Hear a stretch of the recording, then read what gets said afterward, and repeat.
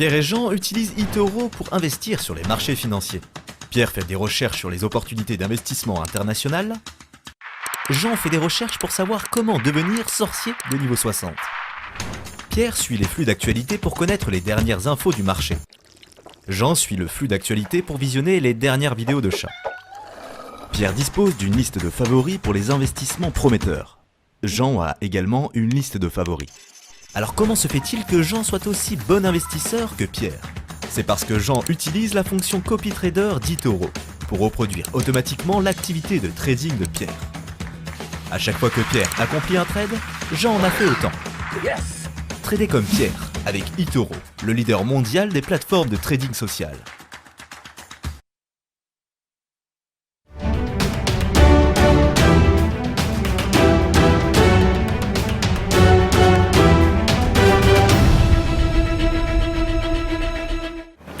Retour sur le plateau du Live TV Finance, c'est l'heure du chrono DAX et nous sommes avec Eric Seban, trader et coach chez Perceval Finance. Eric Seban, bonjour.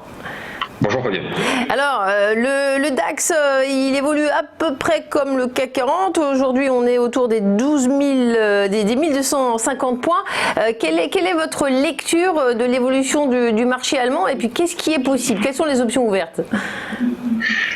Alors, il y a plusieurs options ouvertes, elles sont assez similaires, sachant qu'il y en a une sur laquelle je vais faire une impasse, mais je vais vous développer ça. Disons que pour rappel, la semaine dernière, quand on s'est parlé le mardi dernier, en tout cas déjà, le DAX avait déjà commencé à faire une pause. Et puis ensuite, il a fortement baissé jeudi.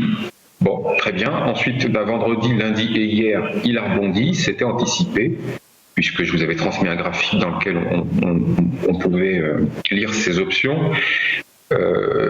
Donc cette respiration a eu lieu, alors plus importante que je l'imaginais, ça c'est clair, puisque je la voyais plutôt vers 12 300 que 11 600, ça a été assez violent vendredi quand même. Mais bon, sur le fond, ça ne change rien. On a maintenant une lecture du graphique qui est assez claire, c'est un double appui, voilà, avec le 3 juin.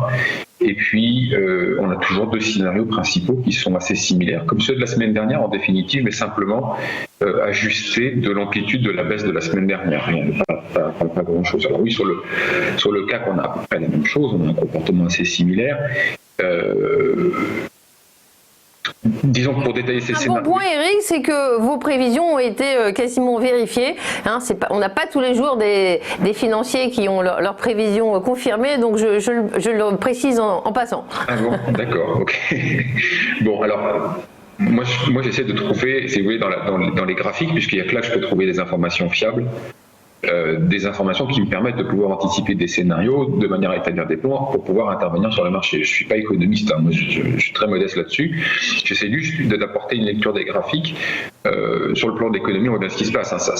On ne sait pas faire l'addition aujourd'hui de la crise sanitaire, mais on voit que le marché monte. Donc dans cette situation de dingue, la seule chose sur laquelle je peux m'en rapprocher, c'est les graphiques pour pouvoir intervenir. Donc le scénario A, c'est par exemple du ping-pong un petit peu entre 12 300 et 11 600, c'est-à-dire que nous sommes actuellement sur la zone de 12 300, on peut marquer l'arrêt, je vais marquer l'arrêt hier soir. Et si ça reste prolonge aujourd'hui, à ce moment-là, un retour vers 11 600 me paraît assez logique comme deuxième test, pour ensuite évoluer dans cette zone pour peut-être développer ensuite le scénario B, qui serait peut-être celui qui va se mettre en place avant, c'est-à-dire que nous sommes actuellement sur 12 300, mais rien ne dit qu'on ne va pas le dépasser aujourd'hui. En tout cas, on va le savoir très rapidement. Alors, si on le dépasse, l'idée c'est d'aller chercher le double top avec 13 000 et ensuite d'évoluer entre 13 000 et 12 300. Vous avez une troisième option, c'est le C. Celui-là, c'est simplement une représentation de chartiste, une anticipation de chartiste de ce que pourrait être la suite de l'évolution à court moyen terme du mouvement qu'on a commencé tout en bas, lorsque on a fait le plus bas au début de la crise. Bon, donc ça c'est une projection de chartiste, c'est à remettre en question et à ajuster au fur et à mesure de l'évolution des marchés. Mais disons que voilà, cette pause a ouvert la possibilité de faire ce qui me semble assez logique, non pas vraiment d'hésitation, mais de consolidation un peu sur le haut. Alors il pourrait y avoir aussi une autre option, évidemment. C'est celle qu'on a cassée, on retourne vers 11 600, on casse, et puis on casse aussi 11 400, enfin en gros on amorce une continuité de la baisse commencée la semaine dernière, Bon, là-dessus, je fais l'impasse pour le moment complètement. Il n'y a rien à l'horizon qui peut me permettre d'anticiper quoi que ce soit dans ce sens-là.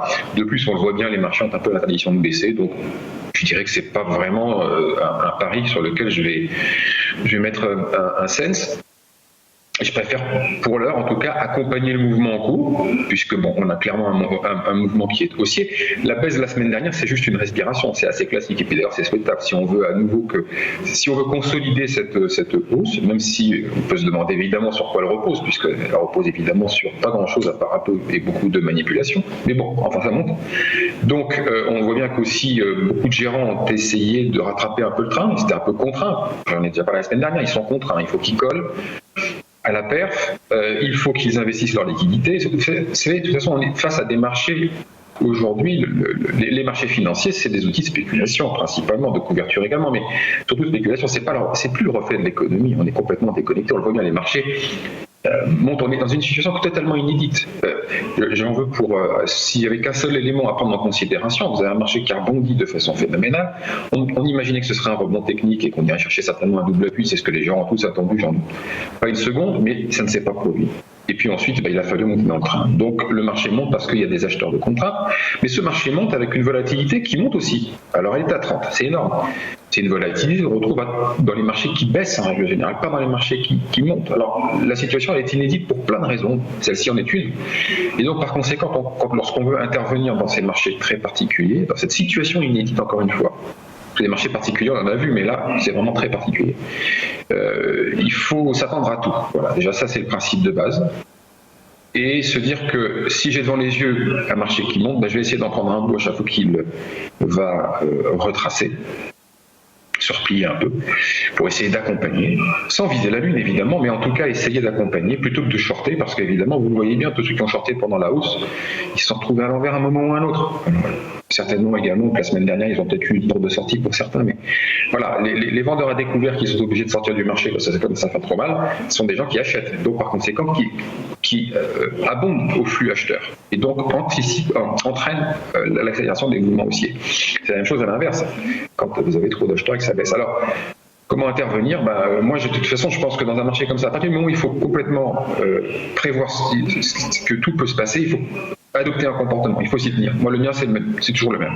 C'est-à-dire, je suis mobile. Évidemment, je ne gagne pas des fortunes dans un marché comme celui-là parce que je suis obligé d'être prudent. Donc, mobile, léger, c'est-à-dire peu exposé. Et puis, j'achète lorsque le marché retrace pour accompagner le mouvement. Si le support casse, je m'en vais temporairement et j'achète sur le support inférieur et je vais agir comme ça tant que le marché ne donne pas un signal qu'il est repassé à la baisse. Voilà, ça c'est la situation que le comportement que j'adopte et le plan que je suis, parce que si on n'a pas de plan, de toute façon, je ne vais pas trader. Eh bien, ça paraît extrêmement sage. Bonne chance, Eric. Vous êtes trader et coach chez Perceval Finance. Et ça nous fait un DAX en hausse à 12 320 points. En effet, sur les marchés européens et notamment à Paris, c'est la hausse, plus 0,33% à l'instant T sur le CAC 40. Alors, c'est maintenant la séquence Market Movers. On retrouve Xavier Fesneau, associé chez Interactive Trading.